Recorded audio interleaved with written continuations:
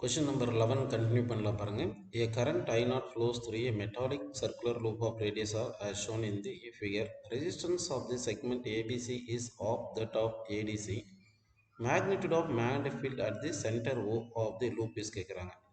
இப்போ இந்த ஏபிசி வந்து ரெசிஸ்டன்ஸ் ஆர் பை டூன்னு வச்சுக்கலாம். இந்த ஏடிசி ஆர்னு அச்சீவ் பண்ணிங்கன்னா இது ரெண்டுமே பேரலாக இருக்கிறதுனால பொட்டன்ஷியல் வந்து ஈக்குவலாக இருக்கும். அதாவது ஏபிசி பார்ட்டுக்கும் ஏடிசி பார்ட்டுக்கும் பொட்டன்ஷியல் வந்து ஈக்குவலாக இருக்கும். அப்போது கரண்ட் வந்து பார்த்தீங்கன்னா கரண்ட் இந்த ஏடிசி பார்ட் வந்து ஏபிசி வந்து ஐபின்னு வச்சுக்கிட்டு இந்த ஆர் பை டூன்னு போட்டு இங்கே வந்து பொட்டன்ஷியல் இது டியில் பார்த்தீங்கன்னா கரண்ட் இன்ட்டு டி இன்ட்டு ஆர்னு போட்டால் ஆர் கேன்சல் ஆகி வருது. அதனால் IP is equal to 2 times of ஐடின்னு வருது. அப்படின்னா இதில் ஒரு டைம் வரணும், இங்கே 2 டைம் வரணும். அப்படின்னா இங்கே ஐ வரதுனால இங்கே வந்து ஐ பை 3 வரணும், இதில் வந்து 2i பை 3ன்னு வரணும். 2i by 3. இப்போ ரெண்டுத்துலேயும் கரண்ட் வரும்போது நம்ம இந்த ரைட் ஹேண்ட் ரூல் மாதிரி வச்சு பார்த்தோம்னா இந்த ஏபிசி பார்ட்னால் வர மேக்னெட்டிக் ஃபீல்டும் ஏடிசி பார்ட்னால் வர மேக்னெட்டிக் ஃபீல்டும் ஆப்போசிட் டைரக்ஷனில் இருக்கும். அதனால் வந்து நம்ம சப்ராக்ட் பண்ணுவோம்.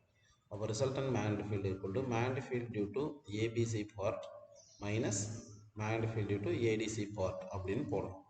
அப்போ மேக்னெட்டிக் ஃபீல்டுக்கு என்ன formula mu naught I by 4r. ஏன்னா ஆஃப் சர்க்கிள் தானே, mu naught I by 4r இருக்குன்னா இதில் மியூ நாட் பை 4r காமனாக வெளியே எடுத்துடலாம்.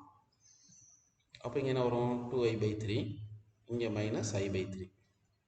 இப்போ செப்பரேட் பண்ணால் ஐ பை 3 வருது. அப்போ mu naught I by 3 into 4 12. அப்போ 12r அப்படின்னு கிடைக்குது. ஸோ அப்போ என்ன ஆப்ஷன் கரெக்ட் பார்த்தீங்கன்னா ஃபஸ்ட் ஆப்ஷன் கரெக்ட். அடுத்த கொஸ்டின் பாருங்கள். In the measurement of viscosity of liquid using terminal velocity experiment, spherical balls of same radius but having different density are used. The variation of the terminal velocity with the ratio of density of spherical ball and density of liquid அப்படி கேட்டிருக்காங்க. இப்போ நமக்கு terminal வெலாசிட்டிக்கு என்ன formula பார்த்தீங்கன்னா terminal velocity is equal to 2 into r square into density of the ball minus density of the liquid divided by என்ன வரணும் நமக்கு into G divided by வந்து 9 ஈட்டா வரும். இப்போ இதில் வந்து இது எப்படி எழுதிக்கலாம்னா terminal velocity equal to 2r square G by 9 eta. ரோவை காமனாக எடுத்துட்டோம்னா ரோ வெளியே எடுத்துட்டிங்கன்னா அப்போ சிக்மா பை ரோ மைனஸ் 1ன்னு வருது. அப்போ இது மொத்தத்தையும் ஒரு கான்ஸ்டன்ட்னு வச்சுக்கலாம். இது ஒரு கான்ஸ்டன்ட் வச்சுக்கிட்டிங்கன்னா அப்போ terminal velocity equal to constant into sigma by rho minus constant. இப்போ இந்த சிக்மா பை ரோ தான் எக்ஸில் எடுத்துருக்கோம், இதுதான் ஒயில் எடுத்துருக்கோம். அப்போது y equal to mx plus c. Mx plus c மாதிரி வரும்போது சி வந்து நெகட்டிவ் இன்டர்செப்ட் வரணும். இல்லைன்னா சிக்மா பை ரோ 1ன்னு வரும்போது என்ன ஆயிரும், இந்த வேல்யூ 0 வரும். ஓகேங்களா?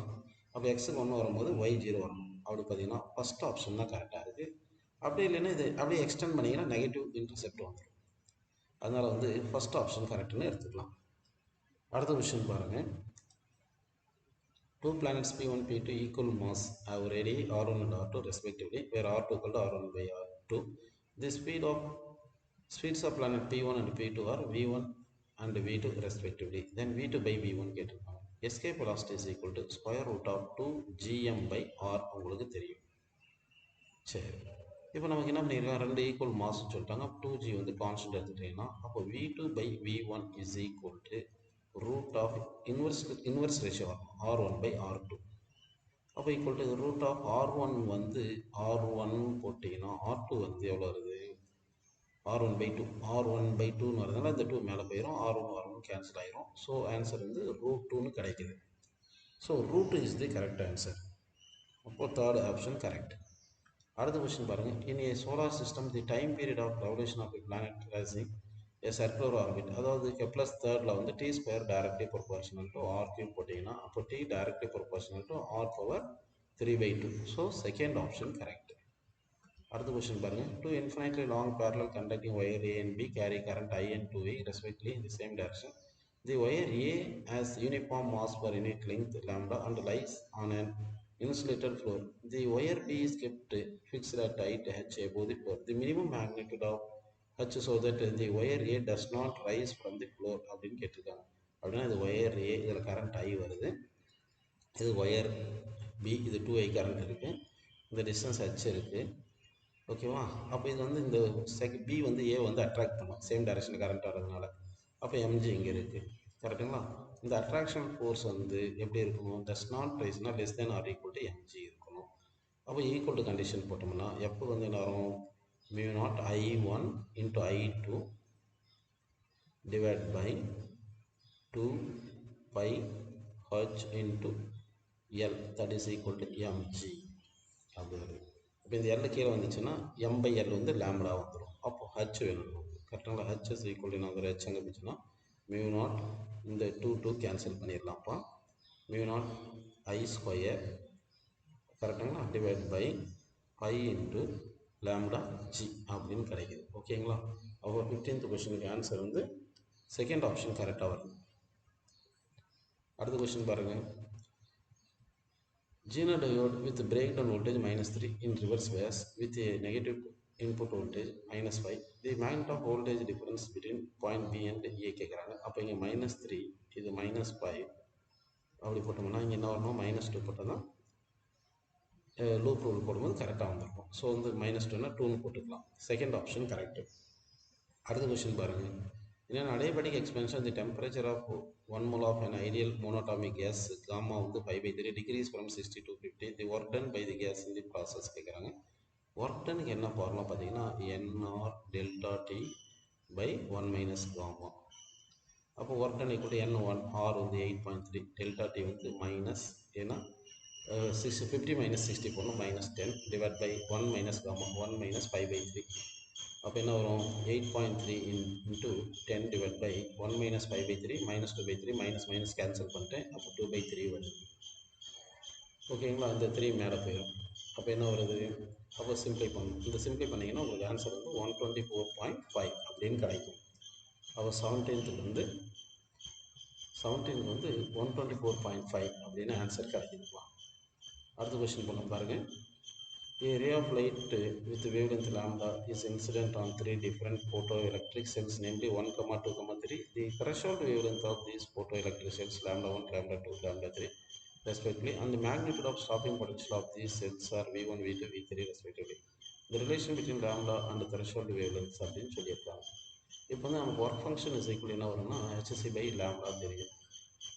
ஓகேங்களா? அடுத்து வந்து incident energy is equal to work function plus என்னன்னா ஸ்டாப்பிங் பொட்டன்ஷியல் வந்து E அப்படின்னு தெரியும். ஒர்க் ஃபங்க்ஷன் அதிகமாக இருந்தால் ஸ்டாப்பிங் பொட்டன்ஷியல் கம்மியாக இருக்கும். அடுத்து வந்து இந்த ஸ்டாப்பிங் பொட்டன்ஷியல் லேம்டா நாட்னு வச்சுக்கோம். சாரி த்ரெஷோல்ட் வேவ் லென்த் லேம்டான்னு வச்சுக்கோம். அப்போது incident wavelength less than lambda நாட்டாக இருந்தால் தான் நமக்கு என்ன ஆகும்?